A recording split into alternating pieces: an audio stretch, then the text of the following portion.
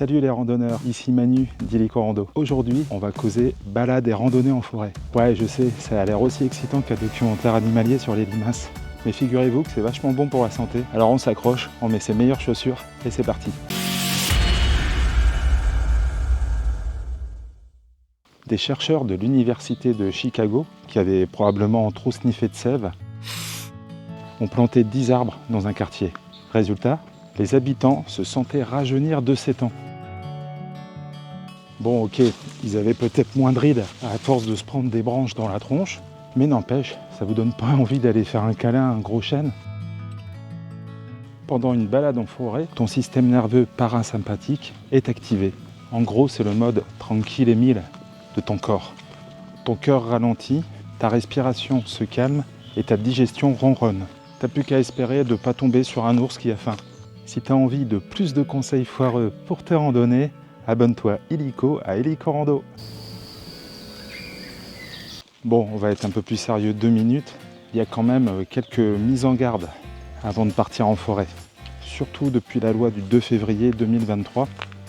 J'en parle dans cette vidéo et j'en reparlerai prochainement parce que vraiment cette loi elle commence à nous faire du mal, à nous randonneurs. Bref, quand vous partez gambader joyeusement dans les bois, méfiez-vous où vous mettez les pieds. Tous les chemins ne vous sont pas ouverts. Il y a 2 types de forêts, les privées, les publiques. Les forêts privées, c'est 70% du territoire. Et là, c'est chacun chez soi. Les proprios ont le droit d'interdire l'accès s'ils le souhaitent. Ils mettent des panneaux, des barrières, bref. Ils font tout pour vous faire savoir que vous n'êtes pas le bienvenu ici. Parfois, il y a des sentiers balisés qui traverseront des forêts privées. Mais ça, c'est parce que le propriétaire est sympa. Alors, on lui dit merci, on respecte bien le lieu et surtout, on reste bien sur le chemin. Dans les forêts publiques, par contre, c'est open bar. Non, je plaisante. Elles sont gérées par l'ONF et ont vocation à vous accueillir, tout en préservant la biodiversité.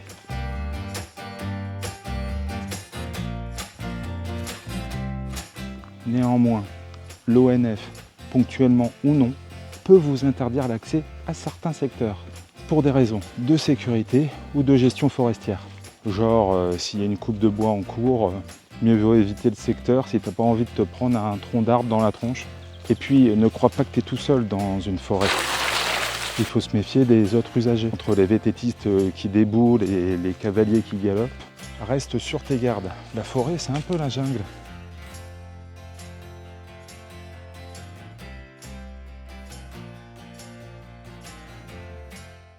Et puis en parlant des autres usagers, on a également les chasseurs. Alors les chasseurs, on a pour habitude de les retrouver dans les forêts privées. Ils signent généralement des accords avec les propriétaires et les rétribuent financièrement pour avoir accès à ces forêts.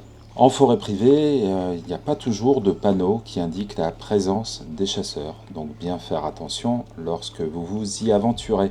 En ce qui concerne les forêts publiques, la chasse est autorisée sur une bonne partie du domaine. Elle permet de réguler les populations de gibier qui peuvent compromettre la régénération de la forêt. On estime à près de 100 000 chasseurs qui chassent chaque année avec l'ONF. Et dans ce cas, des panneaux chasse en cours sont généralement installés pour prévenir les promeneurs. Néanmoins, quelques conseils si vous randonnez en période de chasse, vous informez des jours de chasse. Alors ils sont indiqués pour les forêts domaniales et j'ai fait une vidéo qui vous indique la démarche à suivre pour vous renseigner sur les forêts publiques où vous allez randonner et connaître les jours de chasse. Vous pouvez également vous renseigner auprès des sociétés de chasse locales sur les zones et les jours de battues.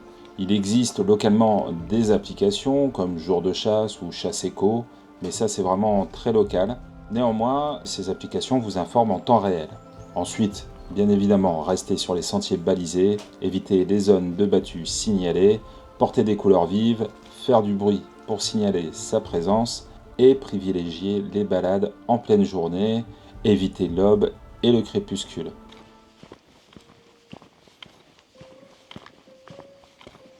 Alors nous sommes ici dans la forêt d'Aulnay, entre Charente-Maritime et de Sèvres.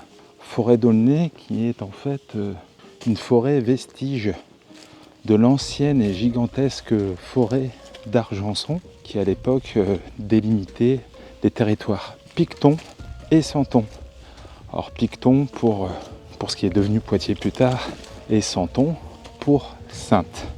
Nous sommes d'ailleurs parfois sur certains chemins sur l'ancienne voie gallo-romaine qui s'appelait Mediolanum Lemonum, la voie antique qui menait de Poitiers à Saintes en Charente-Maritime, devenue sur une grande partie de son trajet la Via Turonensis, le chemin qui menait les pèlerins jusqu'à Saint-Jacques-de-Compostelle et qui est encore utilisé aujourd'hui.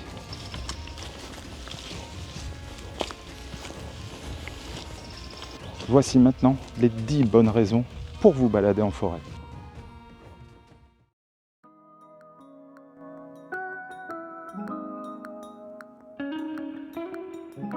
La concentration en oxygène augmente et les polluants diminuent.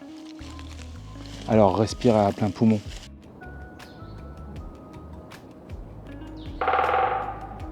Votre système immunitaire est complètement boosté.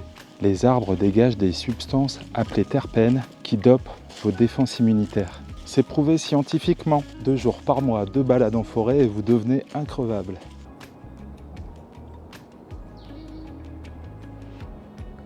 Vous brûlez des calories sans forcer. Une balade en forêt est aussi efficace qu'un petit footing sans l'aspect souffrance. C'est toujours cette prise sur les petits bourrelets.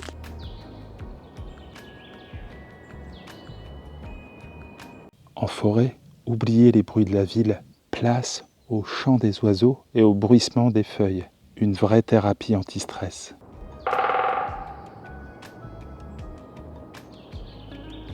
Vos yeux se reposent. Lâchez un peu vos écrans et laissez vos yeux se perdre dans le vert feuillage.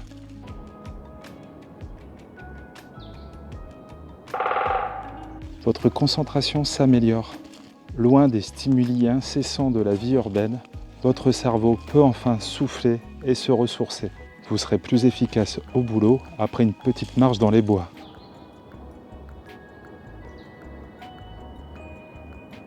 Votre taux de cortisol diminue. Le cortisol, c'est l'hormone du stress. Or, en forêt, c'est l'endorphine et la sérotonine, les hormones du bonheur, qui prennent le dessus. De quoi voir la vie du bon côté.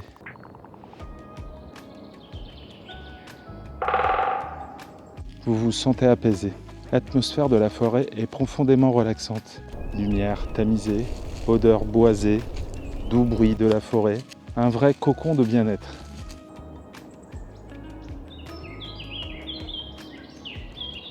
Vous aiguisez votre sens de l'observation.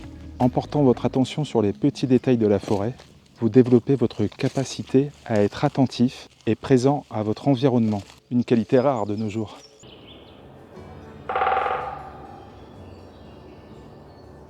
Vous vous reconnectez à la nature et à vous-même. En prenant le temps d'apprécier le calme et la beauté de la forêt, vous prenez aussi un moment pour vous, loin du tumulte du quotidien. L'occasion de vous poser les bonnes questions. Où suis-je? Où vais-je? Dans quelle étagère? Voilà les amis, vous savez tout sur les bienfaits de la forêt. La prochaine fois que vous irez marcher au milieu des arbres, pensez à moi. Et surtout, pensez à lâcher un bon gros pouce bleu et à vous abonner.